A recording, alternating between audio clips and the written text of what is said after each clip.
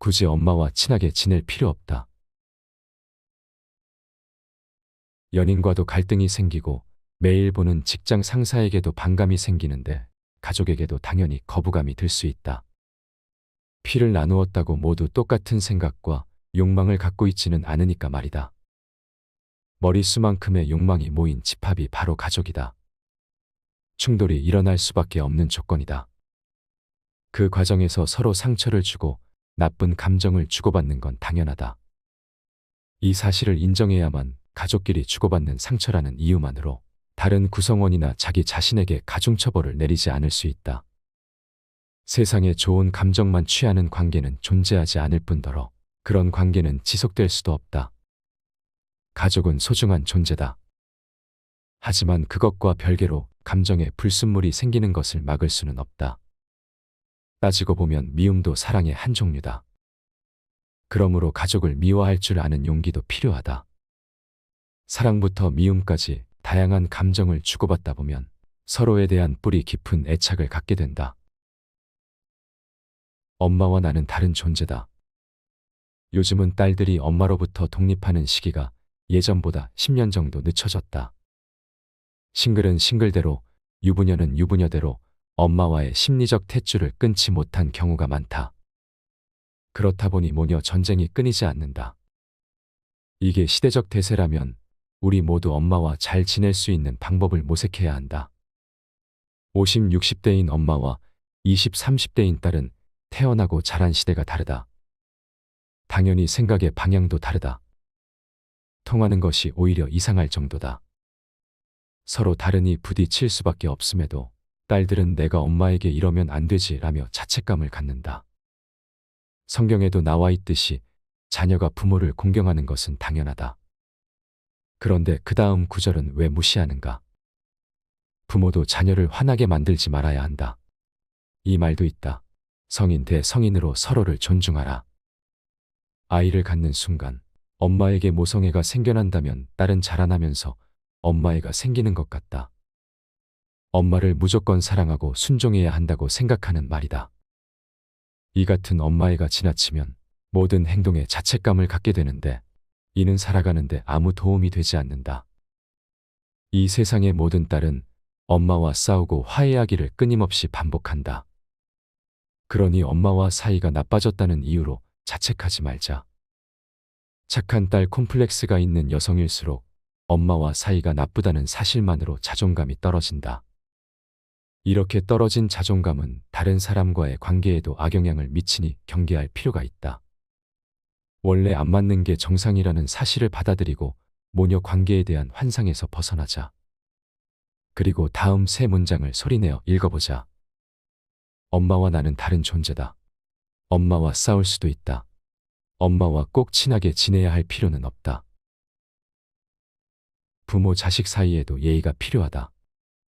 엄마와 사이 좋을 필요가 없다는 말을 엄마와 관계가 나쁜 상태여도 괜찮다고 1차원적으로 이해하지 마라. 이건 엄마를 전지전능한 신으로 여기지 말라는 의미이자 엄마에게도 예의를 지키라는 주문이다. 모녀가 전쟁을 일으키는 이유 중 빼놓을 수 없는 게 연락하지 않는 딸과 기다리는 엄마이다. 20이든 40이든 엄마 눈에 따른 집으로 돌아올 때까지 기다려야 하는 존재다. 밖에서 무슨 일을 하고 다니는지, 따로 살면 밥은 잘 먹고 다니는지, 연애라도 하면 남자친구랑 사고라도 치는 건 아닌지 별의별 걱정을 다 한다. 그러므로 딸들에게 엄마를 안심시켜야 할 의무가 있다. 문자나 전화로 안부만 들려줘도 엄마들은 안심한다.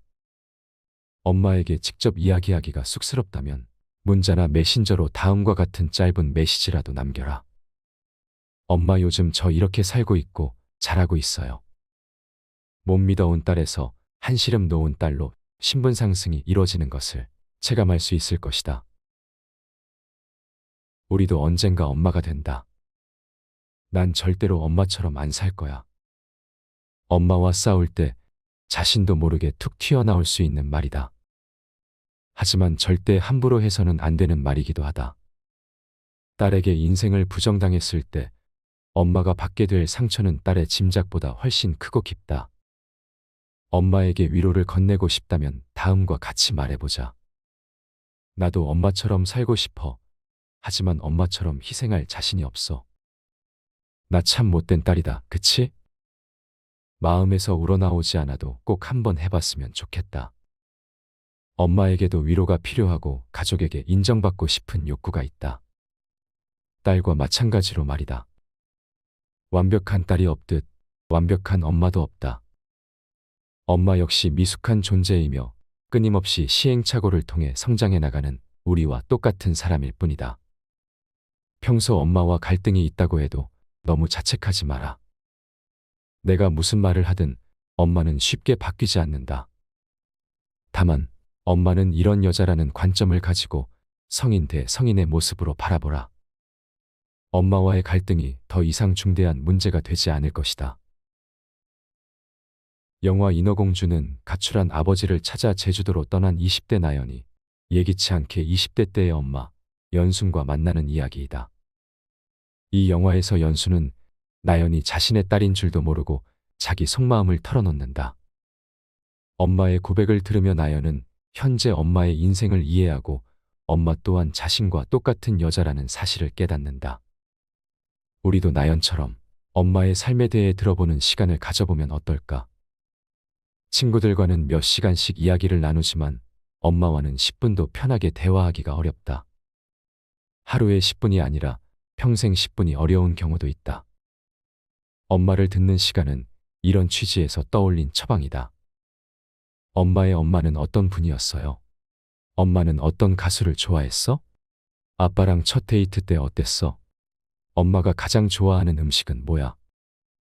처음에는 엄마가 낯설어 하겠지만 이야기하면 할수록 점점 소녀로 돌아가는 듯 보일 것이다. 그런 과정을 통해 내가 나에 대해 다 아는 것이 아니듯 딸이라고 엄마에 대해서 다 아는 것이 아니라는 사실을 새삼 깨닫게 된다. 엄마에게 받지 못한 결핍감을 치유하는 데 도움이 될 수도 있다. 원래 사랑은 상대를 이해하려는 노력에서부터 시작되는 법이다. 엄마에게도 그런 노력을 해보는 것이 좋다. 이해하려고 노력하다 보면 엄마를 전보다 더욱 사랑하게 될 수도 있다. 엄마에게 투정을 부릴 수도 있고 엄마와 다툴 수도 있다. 그러나 어떤 경우에도 그녀가 나의 엄마가 되기 위해 태어난 사람이 아니라는 사실은 잊지 말자.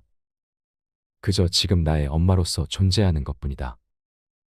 딸들의 고민을 엄마들도 젊은 시절에 다 했다. 가끔은 엄마가 아닌 여자로서 엄마를 존중하고 대우하라. 평상시의 사이가 좋지 않더라도 충분히 원만한 관계를 유지해 나갈 수 있을 것이다.